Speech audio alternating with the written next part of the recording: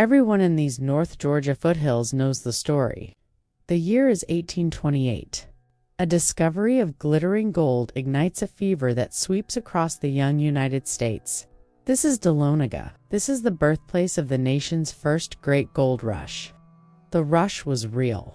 It poured thousands of people into the Appalachian Holler, transforming communities and reshaping the American South. We were told this was the beginning. The moment gold was truly found in these hills. But what if the gold fever that swept through here was actually an echo? What if the real history, the one that involves Spanish conquistadors, ancient artifacts, and forgotten villages began not in the 1820s but 2 centuries earlier? Welcome back to Legends from the Holler. Down here in the shadow of the Blue Ridge, the earth keeps secrets, and the biggest secret of all is a lost empire's treasure. This is the story of the lost Spanish gold mines, the 400-year-old secret that changed North Georgia forever. To understand the lost gold, we have to look back to the 16th century. Long before the English settled Jamestown, the Spanish Empire was utterly obsessed with one thing: gold. They tore through Central and South America, and now they turned their gaze north. Figures like Hernando de Soto were the vanguard. While De Soto's trail through Georgia in 1540 didn't lead to massive gold strikes, his chroniclers did record accounts from local Native Americans, chiefly the ancestors of the Cherokee, who spoke of yellow metal in the mountains.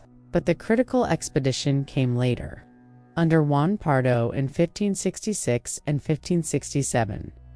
Pardo was explicitly ordered to find an inland route to the silver mines of Mexico, and most importantly, to locate and secure new gold and silver deposits for the crown. Pardo's exploration confirmed the rumors. While the full extent of his mining operations is murky, the Spanish knew that the same rich vein that ran through South Carolina extended deep into North Georgia.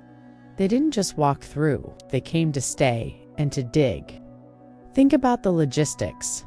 The Spanish built a chain of forts, like Fort San Juan in modern-day North Carolina. They were not tourists. They were establishing a colonial foothold, and that foothold needed to be sustained by wealth. The most logical place to begin: sustained systematic mining. The Nacoochee Valley. The evidence of this operation wouldn't come to light for nearly 200 years, when American pioneers started digging. What they found, however, wasn't just gold dust. It was the remnants of a forgotten empire. Now, let's step into the 19th century. Right at the height of the Georgia Gold Rush, as thousands of American miners swarmed the area around Dahlonega and Dukes Creek, they weren't just discovering virgin ground. They were digging into history. The most compelling evidence comes from early pioneers and archaeologists, like Charles C. Jones, Jr., who documented the startling finds being unearthed during the boom. The American miners were finding tools they didn't recognize. Item 1.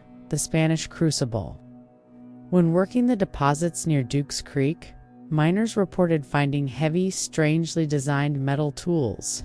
The most famous was a Spanish bronze retort, a large crucible used for high-heat smelting and refining of gold.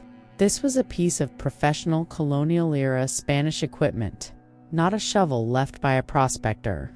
Item 2. Colonial iron tools. Numerous accounts describe the discovery of hand-forged iron picks, shovels, and double crucibles buried deep in the Nacoochee Valley and around the Nacoochee Mound.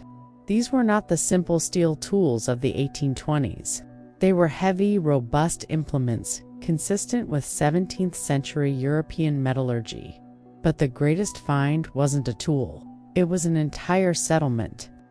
Early miners spoke of finding the ruins of 2 distinct log structures buried beneath the soil near Dukes Creek. These were interpreted by historians as the remnants of a Spanish mining village or small fortification, dating back as far as the 1600s. The official maps themselves offer a clue. There is a report that an official land lottery map from 1832, right when the gold rush was peaking, actually included a small drawing of that very Spanish bronze retort found near Dukes Creek. It was a detail too important to ignore even then. Now, let's talk about the folklore embedded in the stone. There are claims, particularly around old trade paths in the Gold Belt, of finding Spanish mining symbols carved into boulders.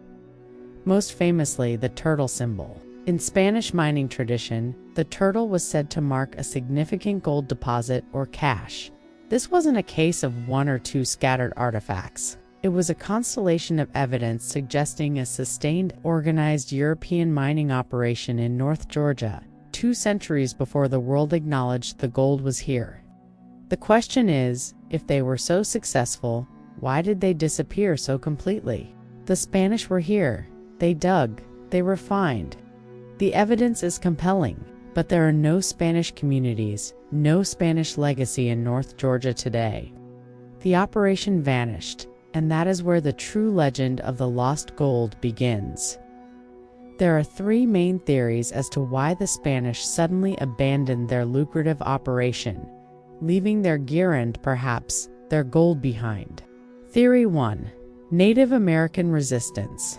This is the most historically grounded theory. The Spanish presence was an intrusion on Cherokee land.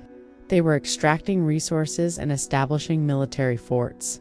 Historical accounts indicate that sustained Native American resistance, often devastating, made their settlements too costly to maintain. They didn't just walk away. They were likely driven out. This would mean a swift, chaotic retreat, where they had no time to carry off heavy gold bullion or large quantities of, or they had already mined and processed. The gold went into the ground where they left it. Theory 2.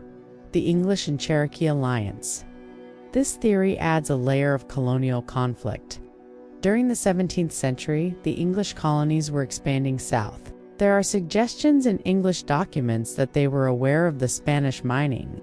The theory posits that the English strategically supplied and supported the Cherokee to help them eliminate the Spanish threat, securing the territory for future English expansion. If this is true, the Spanish gold operation wasn't just a loss, it was a spoil of war. They would have been overrun and destroyed, leaving everything behind. Theory 3. The mother lode and the seal.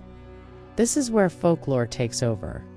It's said the Spanish didn't just abandon a mine, they sealed up the main gold deposit. The mother lode, believing they would one day return, they supposedly used heavy stone and timber to hide the entrance and carved that turtle symbol or other identifying marks on a nearby boulder. The legend often tells of massive, high-grade gold veins that the 19th century American miners simply missed or were never able to find, because the Spanish knew where to hide the deepest, richest caches. This lost cache could be worth millions, perhaps hundreds of millions at today's prices. So, what do you believe? That the Spanish simply ran out of money? Or that they left in a terrifying rush, their gold still sealed in a mountain vault? Whatever the case, their ghost hangs over these hills. The story of the lost Spanish gold mines of North Georgia reminds us that history is never quite as simple as the textbooks tell us.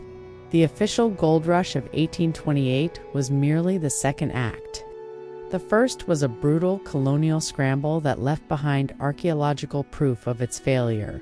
Today, treasure hunters still comb the Nacoochee Valley and the foothills near Dahlonega, looking for those carved turtle symbols, the bronze retorts, or even just a glimmer of the legendary Spanish silver said to be mixed with the gold.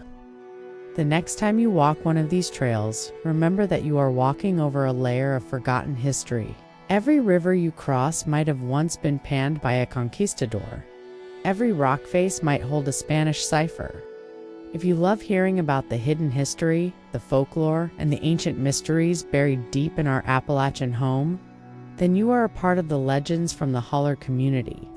Please consider subscribing to my channel. I want to know what you think. Is the Spanish gold still out there? And if so, where is the most likely spot? Let me know in the comments below, and be sure to check out our next legend. Until then, make sure to stay safe and keep your lantern lit.